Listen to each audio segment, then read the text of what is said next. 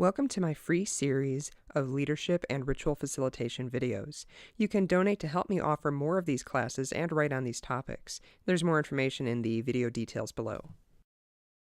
So what are a few of your never agains? Are you willing to share one or two of those? Uh, Maybe. well, never again have more than 25 people in my basement for ritual. So here's your funny story that I don't mind sharing.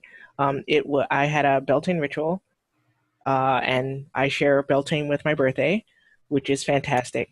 And I'm having this beautiful ritual.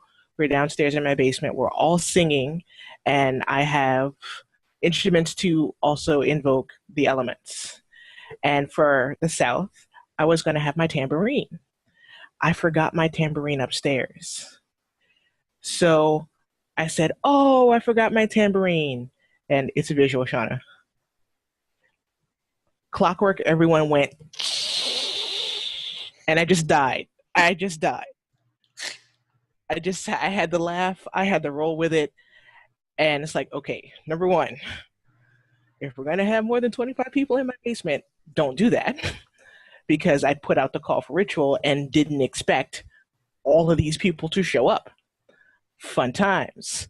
Number two, before ritual, always make sure you have your stuff ready, all in place, so that we don't have this happen again, which has actually made me have less complicated rituals. Less stuff, more of me just doing my thing. So that's a couple of things that I've definitely worked on. If it's September and you're outside, no complicated chants. Really not a whole lot of singing at all. Maybe just some nice toning chants. If you have drummers, maybe only one, because sometimes people get really excited and there's always that one guy who's just got his djembe who thinks it's a conga, and you're like, no, and only one guy. So yeah, just a few things like that. Don't set things on fire. If you do have fire, have a bucket of baking soda or sand nearby. Just a lot of things that just try not to do I now always keep a spare clicky lighter under my central altar because I cover it in cloth and I hide all sorts of extra goodies under the altar, little tools. But I always have an extra clicky lighter under the altar in case of fire that needs to get relit, so that there's something.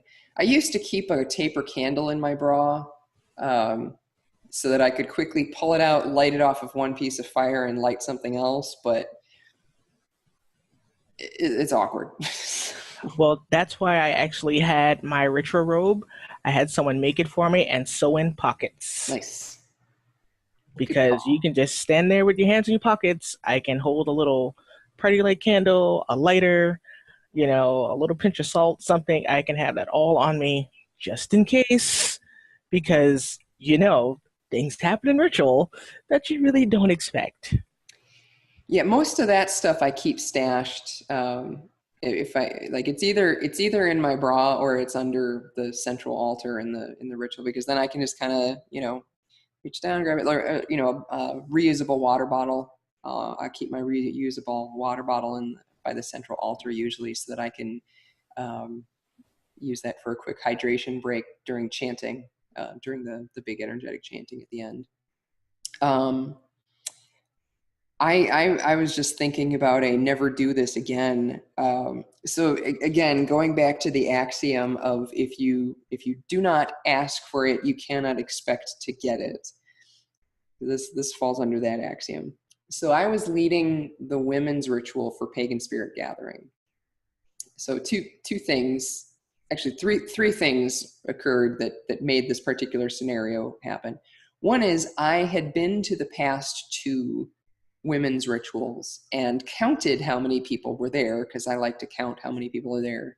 It's a habit so that I can get a sense of, so I know what a group of 200 feels like. If you actually count, then you can kind of verify, okay, I think this is about 75. And then I count and I'm like, okay, it was 60. So I'm a little high on that. Anyways, so for the past two rituals, it had been between 75 to 125 women in the ritual. So I had almost 200 women show up for the PSG women's ritual the year that I did it. I'm sorry, I had been to 3 years. So I had 3 years of data on how many people showed up for this. So fortunately, I had brought a lot of extra candles because there's a point in the ritual where each woman was going to get a candle. Fortunately, I brought plenty for, otherwise that would have been really problematic.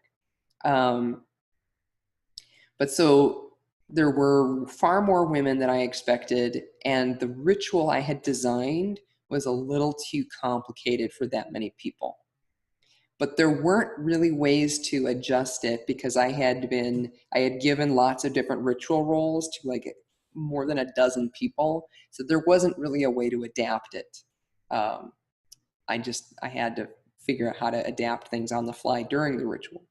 The other thing that happened was that it rained earlier that day. So some of the ground was muddy in certain places around the ritual area. So the beginning of the ritual, what I wanted to do was I wanted to work with something that wasn't maiden mother crone, because I don't resonate with that system very much. And I could go into the whole theology of it, but I won't go into that too much. But for me, I feel it's offensive to tell people who are not mothers, oh, well, motherhood can just be the creative stuff you do. That doesn't cut it if you've been trying to get pregnant and cannot. And it doesn't cut it if there's still this extreme valuehood on you are only at this part of your life if you're a mother. Anyways, that's the short version. So I wanted to instead work with the idea of being born and coming of age, of reaching the prime of your life and figuring out what your soul's calling is and your work is. And by work, I mean there's a poet, Khalil Gibran, work is love made visible. So not in terms of like your day job, but in terms of what is your calling in this life. So it's coming into your primacy, your sovereignty. And then there's the twilight of your life. There's when it's time to pass things on to the next generation. And then there's passing through the veil. So I wanted to do the ritual that kind of took us all through the major rites of passage in life. And so the beginning of the ritual, what I wanted to do was have, I had a bunch of red fabric, and I had it draped over a tent. And so people would walk through the red fabric and be born and have, because there's a croning ritual that happens at PSG. So my idea was to have all the crones catching all the babies, like having all the crones welcome everyone as they came through the birth canal and were born. And I envisioned this as a very fast process of everybody just quickly passing through this red gate and being born and being welcomed by the crones. And then the idea was at the end of the ritual, the young women who go through the young women's rites of passage would be the ones ushering us through the gate of death at the end. So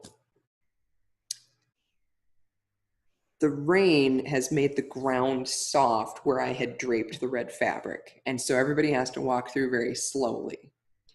So this piece of ritual that I had anticipated would take maybe 5 minutes tops ends up taking almost a half an hour. Now, that wasn't the only reason because that I could have shifted. That on its own, I could have probably shifted. What happened was I had not worked with the crones directly to specifically say, just quickly pass everybody through, just like welcome them and your job is to quickly pass people through. What they started doing was a receiving line of hugs. And I had one of my other ritualists go over to the crones, tell the crones, stop hugging people, and they refused to stop. Here's a rule of ritual logistics. Once something starts, it is almost impossible to stop it without a big screeching record kind of a sound. So I had to carve out the last third of the ritual and do it in trance. So the whole journey to the gate of death thing, I couldn't actually do a physical logistic for that because the ritual was already running late.